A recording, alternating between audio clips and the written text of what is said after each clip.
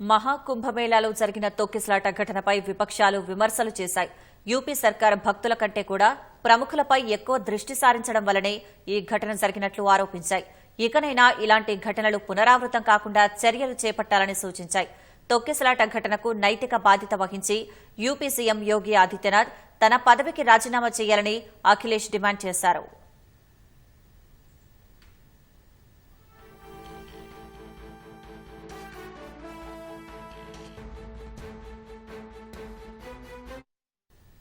మహాకుంభమేళాలో తొక్కిసలాట జరిగిన పలువురు మృతి చెందడంతో మరికొందరు గాయపడ్డంపై కాంగ్రెస్ అగ్రనేత రాహుల్ గాంధీ విచారం వ్యక్తం చేశారు.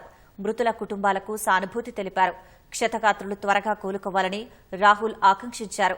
పాలనా యంత్రాంగం సాధారణ భక్తుల గురించి కాకుండా వీఐపీలపై ప్రత్యేక దృష్టి సారించడమే దుర్ఘటనకు కారణమని విమర్శించారు. ఈ మేరకు రాహుల్ హిందీలో ఓ పోస్ట్ పెట్టారు.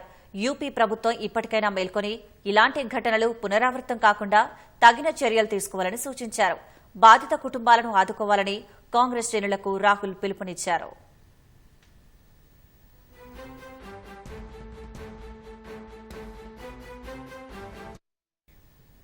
అరకుర ఏర్పాట్లు, వీఐపీలకు పెద్దపీట వేయడం, అన్నింటికీ మించి సొంత ప్రచారానికి ఎక్కువ ప్రాధాన్యం ఇవ్వడమే ప్రమాదానికి కారణమని కాంగ్రెస్ అధ్యక్షుడు మల్లికార్జున ఖర్గే ఆరోపించారు.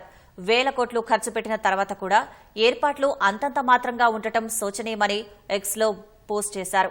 ఇంకా మరికొన్ని అమృత స్నానాలు జరగాల్సి ఉన్నందున కేంద్ర, రాష్ట్ర ప్రభుత్వాలు ఇప్పటి నుంచే అప్రమత్తమై ఇలాంటి ఘటనలు పునరావృతం కాకుండా చర్యలు చేపట్టాలని ఖర్గే పేర్కొన్నారు.